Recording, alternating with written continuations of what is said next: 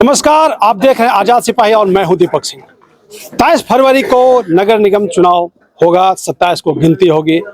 सारे प्रत्याशी गली मोहल्ले जाके घर घर जाके अपने वोट मांग रहे हैं, समर्थन मांग रहे हैं।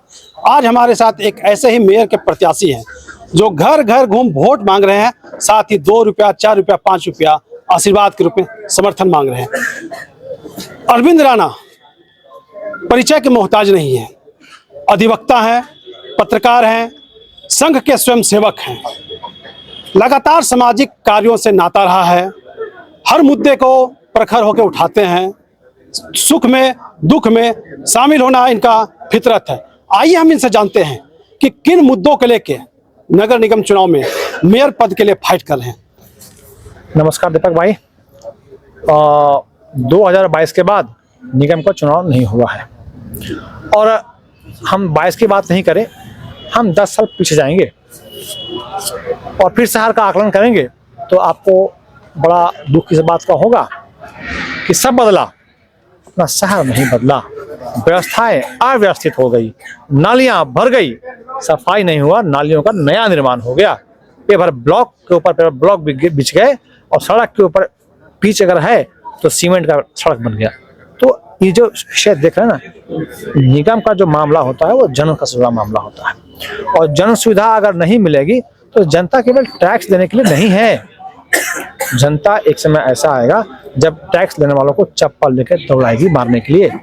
तो चूंकि आपने मेरा परिचय एक पत्रकार, वकील और संसद के रूप में कराया है, तो मैं आपको बता दूं कि संघ की शाखा में हमें प्रशिक्षण मिलता है कि कैसे 10,000 लोगों को एक साथ बैठा के ठीक किया जा सकता है, कैसे गीत के माध्यम से लोगों को मन हम बदल सकते हैं, बौद्धिक के माध्यम से उनका हृदय परिवर्तन कर सकते हैं।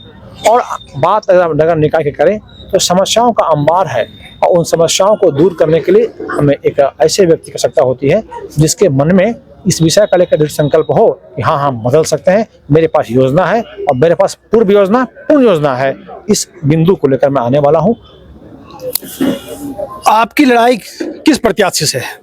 भाई साहब, लड़ाई मेरे किसी से नहीं है, मैं तो एक समान सा कार्य करता हूँ और स्वयं की प्रेरणा से कार्य करता हूँ, तो लड़ाई का तो प्रश्न नहीं उठता। यहाँ लगातार 3 बार भाजपा के मेयर रहे हैं, 2 बार भाजपा के डिप्टी मेयर रहे हैं। उसके बाद भी अगर विकास के नाम पे वोट मांगा जा रहा है तो कहीं ना कहीं जनता के आंख में धूल झोंका जा रहा है। क्या कहते हैं, शहर का विकास हुआ है? यह तो दुर्भाग्य है, मैं नाम नहीं लेना चाहता हूँ। जनता को उन्हें बताना चाहिए कि पिछले 10 सालों में क्या हुआ है और पुनः जब दलगत चुनाव नहीं है तो इसे विभिन्न राजनीतिक दल के लोग इकट्ठा होकर एक मत से, एक योजना से इसे दलगत बना रहे हैं। मैंने देखा कि आप मतदाताओं के घर जा रहे हैं, आशीर्वाद मांग रहे हैं, वोट मांग रहे हैं, समर्थन मांग रहे हैं, साथ ही 2 रुपया, 4 रुपया, 5 रुपया सहयोग के रूप में मांग रहे हैं। तो क्या कारण है कि आपको आर्थिक सहायता चाहिए? मेरे पास पैसे नहीं है, मेरे पास जन है और मैं पैसे नहीं मांग रहा, मैं भिक्षाटन कर रहा हूँ कि अगर मैं जब आपसे एक पुत्र अपने माँ से यह कह के जाता है कि माँ मैं एक नया काम शुरू करने जाता हूँ, तो माँ बोलती बेटा रुक, ये कुछ पैसे रख ले, मेरा आशीर्वाद ले, तुम जा, सफल होगा। तो मैं वह भाग्यशाली पुत्र हूँ शहर का कि वहाँ की हजारों सैकड़ों माँ मुझे करे बेटा रुक अरविंद, तुम चुनाव लड़ रहा है, कुछ पैसे हम तुमको देते हैं। ये पैसे नहीं दे रहे हैं, 10 रुपये से कुछ नहीं होता, लेकिन हाँ मेरा आशीर्वाद इसमें लगा है और यह पैसा तुम्हें संबल प्रदान करेगा। और मैं संबल जो मुझे मिल रहा है वह हर घर से मिल रहा है और मैंने ऐसे कुछ 17,000 रुपये जोड़े हैं अब तक। यह आंकड़ा और आगे बढ़ेगा। देखिए, ये एक ऐसे प्रत्याशी हैं जो घर घर भिक्षाटन कर चुनावी मैदान में है और मजबूती से चुनाव लड़ रहे हैं। कई बात को लेके चुनावी मैदान में उतरे हैं, लेकिन आपने एक बड़ा मुद्दा को छोड़ दिया है, होल्डिंग टैक्स का मामला। पूरा शहर के लोग होल्डिंग टैक्स देके परेशान हैं। क्या आप जीतेंगे तो होल्डिंग टैक्स कम होगा? हाँ, मेरा 19 बिंदु मैंने शामिल किया है और 19 बिंदु में यह मेरा तीसरा बिंदु है कि टैक्स का सरलीकरण ही नहीं होगा अगर हम सुविधा आपको बहाल नहीं करेंगे तो आपसे टैक्स ही नहीं लेंगे। मैं यह घोषणा करता हूं और यह आज पुनः मैं एक और घोषणा करता हूं कि मेरे 19 बिंदु में अगर कोई एक काम पूरा होगा 6 माह के अंदर, तब ही मैं कुर्सी पर बैठूंगा, नहीं तो मैं कुर्सी पर नहीं बैठूंगा। आपने सुना, ये प्रत्याशी सीना ठोक के बोल रहा है कि मैं काम करूंगा तभी कुर्सी पर बैठूंगा, काम नहीं करूंगा तो जीतने के बाद भी कुर्सी को ग्रहण नहीं करूंगा। हमारे साथ अन्य लोग भी हैं, हिंदू नेता जो काफी चर्चित हैं, हजारीबाग ही नहीं पूरे देश में, अमन कुमार के नाम से। हम इनसे भी जानेंगे कि इस चुनाव में आपका क्या रोल होगा और आप किन मुद्दों को लेकर जनता के पास जा रहे हैं अरविंद जी के लिए। देखिए, हम लोग एक सम्मान से कार्यकर्ता हैं जो कि राष्ट्र और हिंदुत्व का कार्य करते हैं, सामान्य कार्यकर्ता है। उसी समान कार्यकर्ता के हिसाब से छोटे छोटे कई कार्यकर्ता जुड़े हुए हैं और हम सभी का एक ही उद्देश्य है कि इस हजारीबाग में जो बदलाव, जैसे आपने कहा क्या बदलाव हुआ है, वो बदलाव हो। आपने जो पॉइंट्स की भैया ने अपनी बात को रखा, वो सारे चीज को होने चाहिए और बहुत सी ऐसी चीजें जो बिंदु में लिखी हुई नहीं है उसको भी बदलना है। तो हमारा बस एक ही संकल्प है कि हम सभी एकजुट होकर के, संगठित होकर के अरविंद भैया को जिताना है। कारण ये है कि हमारे हजारीबाग में ये ट्रेंडिंग रहा है कि यहाँ जीतेगा एक ही, उगरा है क्लियर, और जीतता है ये एक है। समझ गए बात को, क्या जीतने की बात कर आप समझ रहे हैं। अब दलगत चुनाव तो ये है नहीं, समझे बात को। भले उसको आप दलगत बनाने का कोशिश कीजिएगा, दिखलाइएगा भाई दलगत इसको ये करना है। अगर सही कैंडिडेट बहुत मजबूत होता, अगर मिल जाता इधर से, तो कर देते हम लोग। लेकिन अभी क्या है कि हम लोगों ने पूरा हमारा समाज बैठ करके ये तय कर लिया है कि 2 नंबर जो कि साइन ऑफ विक्ट्री है, उस पर छड़ी छाप पे बटन दबाना है। और जो हम लोग जिताते आ रहे हैं, मतलब कहने का मतलब अपना जो चाहते हैं, चलिए कुछ उसमें विफल रहा, नहीं काम किया, जैसे बात क्या है, लेकिन ये है कि एक मध्यम परिवार के बेटे हैं, शिक्षित हैं, पेशे से कहिए कि वकील भी हैं और पत्रकार भी हैं। तो एक पत्रकार को पता होता है कहाँ कहाँ खामियां हैं, और इस शहर में इन्होंने काफी समय दिया है, तो इनको पता है इस शहर में कहाँ कहाँ खामियां हैं, कैसे उसको दूर किया जाए। क्योंकि आपकी ही भांति जो माइक आपके हाथ में, कुछ समय पहले ये माइक इनके पास आता था और नेता लोग से पूछते थे और चीजों को दिखलाते थे, लिखते थे अखबारों में कि यहाँ पे ये चीज है, यहाँ पे ये चीज को सुधार किया जाए। तो इनको तो पता है, सारा नोट डाउन है। तो ये तो क्वेश्चन ही नहीं बनता कि आदमी कोई पता है कि नहीं पता, इनको सब पता है, करना है। और ये जब खुद ये व्यक्ति कह रहे हैं कि जब तक हम नहीं काम करेंगे, कुर्सी पर नहीं बैठेंगे, बहुत बड़ी बात होती है। कोई भी प्रतिनिधि जो होगा ये बात नहीं कहेगा कि जब तक हम ये आपका मांग नहीं पूरा करेंगे कुर्सी पे, उसको सबसे पहले कुर्सी चाहिए। कुर्सी मिल गया उसके बाद तुम्हारा काम मांगे बाबू बाद में आना, ऑफिस में देखेंगे। सीधा बात है, आप पीछे पीछे घूमते रहिए, फोन करते रहिए, देखो पीए 2 को 4 को पीए उठाएगा। ये क्लियर है कि आपके फोन को अरविंद राणा डायरेक्ट उठाएंगे, इनका पीए नहीं उठाएगा। समझ गए, जितना कोशिश कर पाएंगे ये उठाएंगे। और इन्होंने कुछ बिंदु भी रखा कि आपको नगर निगम नहीं जाना पड़ेगा, एक आपका सेवा केंद्र बना देंगे, आप वहां पे जाइए अपनी समस्याओं को लेकर के और वहां आपका निराकरण होगा। और नहीं तो आप जो समस्या लेकर जाते हैं वो समस्या लेकर आपको जाना नहीं है, आप घर में रहिए, आपको यहीं से फोन चला जाएगा कि आपका ये चीज है, आप इस चीज को अपडेट करा लीजिए, आपको ये कभी चीज करा लीजिए। तो मतलब कि इनके पास एक विजन, बहुत बढ़िया विजन है, फुल टेक्निकल वे में सारी चीजों को बतलाए हैं। यहाँ की जाम की समस्या हो, यहाँ पे मान लीजिए कि जो व्यवस्थाएं बदलने की समस्या हो, और सबसे बड़ी बात जो इन्होंने कहा आज अपने लोगों को संबोधित करते हुए, मीडिया कर्मियों को, इन्होंने कहा कि हजारीबाग में जगह जगह पे तालाब हुआ करता था, कुआं हुआ करता था, तो हम क्या करेंगे, उसको सुंदरीकरण करेंगे। ऐसा काम नहीं करेंगे कि पोलवा में ऐसे लंबा लंबा लरी मार देंगे, लाइटवा वाला, चाइना लाइट वाला जला देंगे, बोले देखो सुंदरीकरण हो गया, वो सब सिस्टम नहीं। जो सुंदरीकरण होना चाहिए, इसका हजारीबाग का जो अस्तित्व है, यहाँ की सुंदरता, उस सुंदरता को वापस लाना इनका ये विजन है। और सीधा यही कहना चाहेंगे आपके चैनल के माध्यम से, अपनी वोट को बर्बाद ना करें। आप चेहरे हम लोग को देख लीजिए, हम लोग 365 दिन ग्राउंड लेवल पे काम करने वाले लोग हैं और खुल के काम करते हैं, केस भी खाते हैं, फौजदारी भी खाते हैं और अपना पैसा से केस लड़ते हैं, आप लोग के लिए लड़ते हैं।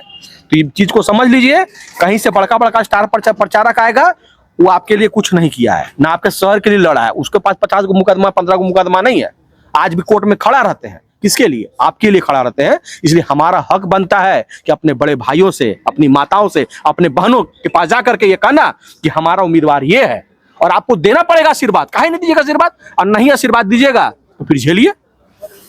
हमारे साथ और लोग हैं, हम उनसे भी जानेंगे। रंजीत सिंह है, समाज सेवी हैं क्षेत्र के। हम आपसे जानना चाहते हैं कि आप तो अरविंद जी के फेवर में हैं, लेकिन हम ये बात नहीं करके दूसरे मुद्दे पर बात करेंगे। आप हजारीबाग झील गए हैं? झील घूमे हैं? मॉर्निंग वॉकर हैं हम लोग, घूमते हैं, पर डे जाते हैं। करोड़ों रुपया वहां लागत लगा के लूट का खेल चलता है, क्या कहेंगे इस पे? हजारीबाग झील का पहले इतिहास जानिए। हजारीबाग झील का निर्माण जो है, ये आदमियों के द्वारा बनाया गया झील है। जब सेंट्रल जेल का निर्माण हो रहा था तो वहां पर पूरे पत्थरों का जबरदस्त व्यवस्था थी और वहां से पत्थर निकाल करके उसी पत्थर से हजारीबाग जेल का निर्माण हुआ और वहां पर वो एक गहरा स्वरूप ले लिया। हम लोगों को ये जरूर कहना होगा कि अंग्रेजों का शासन था, अंग्रेजों ने हमारे ऊपर शासन किया, हम लोग उनके गुलाम थे, लेकिन अंग्रेजों के पास एक क्रिएटिविटी थी।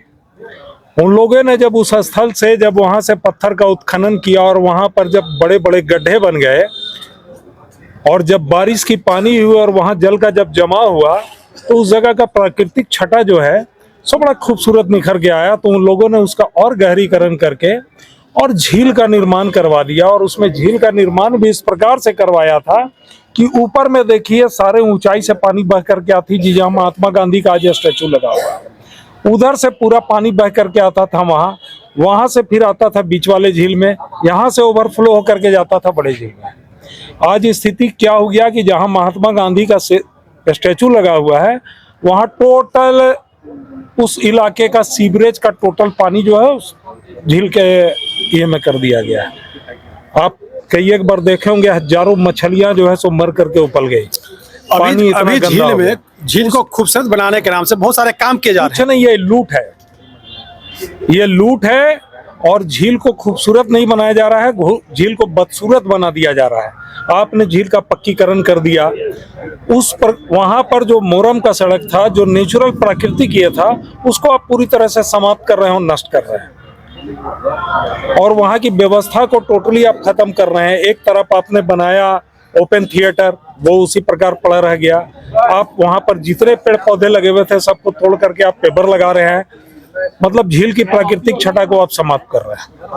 और दूसरा, अरविंद को हम लोग इसलिए चाह रहे हैं कि अरविंद राष्ट्रीय स्वयंसेवक संघ से जुड़ करके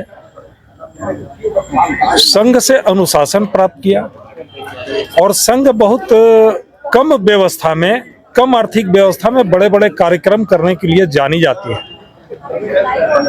तो अरविंद को वहां से यह शिक्षा मिला, मीडिया से जुड़ करके नगर के समस्याओं की जानकारी हुई और चूंकि ये एडवोकेट है तो कानूनी प्रक्रियाओं को भी जानता है कि अगर नगर निगम में एज ए मेयर में चुन करके जाऊंगा तो मैं किस प्रकार से नगर निगम को और बेहतर व्यवस्था दे पाऊं। वार्ड बढ़ गई, 36 वार्ड हो गए, लेकिन वार्ड में व्यवस्थाएं नहीं बदली। हमने वार्ड का गठन कर दिया, म्युनिसिपैलिटी थी, इसको मैंने म्युनिसिपल कॉर्पोरेशन में तब्दील कर दिया, लेकिन आज भी म्युनिसिपैलिटी की ही सुविधा इसको भरपूर नहीं मिल पा रही है, कॉर्पोरेशन की तो बात दूर है। तो अरविंद राणा को अगर हजारीबाग के नगरवासी अगर इनको अपना वोट देते हैं तो अरविंद राणा पहला ऐसा उम्मीदवार है जो हमारे नागरिकों का प्रतीक के रूप में यह चुनाव लड़ रहा है। अरविंद राणा कोई उम्मीदवार नहीं है, अरविंद राणा हमारे समस्त नगरवासियों का एक प्रतीक है। अगर यह चुनाव जीत करके जाता है तो समझ लीजिए कि प्रत्येक नागरिक का यह प्रतीक है और समस्त नागरिकों का यह कार्य करेगा। हमारे साथ अन्य लोग भी हैं, हम जानेंगे आपसे कि हजारीबाग शहर तो आप घूमते होंगे, रोड नली गली क्या स्थिति है? रोड नली गली केवल एक ठेकेदार लोग को कमाने का जरिया बन गया है। साल में 3 बार उसी नली का निर्माण करना और उससे पदाधिकारी और ठेकेदार को पैसा कमाना और समस्या ज्यों के त्यों रहना। क्या लगता है अरविंद जी मेयर बनते हैं तो इन समस्याओं का निराकरण होगा? जी बिल्कुल, इस समस्या का निराकरण होगा। मैं पिछले 20 वर्षों से, मेरे छोटे भाई हैं अरविंद राणा जी, और मैं पिछले 20 वर्षों से उनको जानता हूं और वो निर्भीक पत्रकार भी रहे हैं और एक बहुत अच्छे सामाजिक कार्यकर्ता रहे हैं। और उनमें सबसे बड़ा क्वालिटी है कि वो काम को करवाना और काम करना जानते हैं। मैं एक बात और कहना चाहूँगा साथी कि वर्तमान में जो भी राजनीतिक दल हैं वो केवल हिंदुत्व के नाम पर केवल वोट लेते हैं, लेकिन कभी उन्होंने यह चिंतन नहीं किया कि हिंदू जो विभिन्न घड़ा में बटा हुआ है उसको एकजुट कैसे किया जाए। केवल हिंदू के नाम पर वोट लेना। लेकिन अरविंद राणा जी पिछले 3 वर्षों से लगातार सामाजिक समरसता का कार्यक्रम किए हैं। उसमें हिंदू जाति में रहने वाले जो 56 जाति हैं उनको एक मंच पर लाएं, एक मंच पर लाने के बाद खाना खिलाएं, एक साथ खाना खिलाएं, एक टेबल पर खाना खाएं और धर्मांतरण के मुद्दे पर एक साथ उन लोगों के साथ संवाद किए कि कैसे हिंदू एकजुट हो और कैसे हमारा धर्म सुरक्षित रहे। हमारे साथ अन्य लोग भी हैं, कुशवाहा समाज के पदाधिकारी हैं। हम इनसे भी जानेंगे कि क्या अरविंद राणा मेयर बनते हैं तो शहर की जो समस्या है उसका निराकरण होगा। साथ ही जिस निडरता से अरविंद राणा पूर्व में काम किए बिना कुछ रहे, क्या वो निडरता आगे भी बरकरार रहेगा? जी बिल्कुल बरकरार रहेगी। और सबसे पहले मैं आश्वस्त करना चाहता हूँ, इनसे मैं 2-3 दिन पहले बात किया था। सबसे पहले हजारीबाग का जो आप देख रहे होंगे NH जो नेशनल हाईवे है चानो रोड या फिर आपका ओरिया में, मैं इनको बताया कि पिछले 6 महीना से वहाँ की जो लाइट दी गई है ओवर ब्रिज पर एक भी नहीं जल रही है और वहाँ चोरी की घटना लगातार बढ़ती जा रही है। तब इन्होंने बताया कि मैं थाना प्रभारी और अन्य लोगों को बताता हूँ कि थोड़ा सा गश्ती बढ़ाया जाए। मैं यहाँ हजारीबाग के सांसद और विधायक को भी बोला, लेकिन किसी ने नहीं सुना।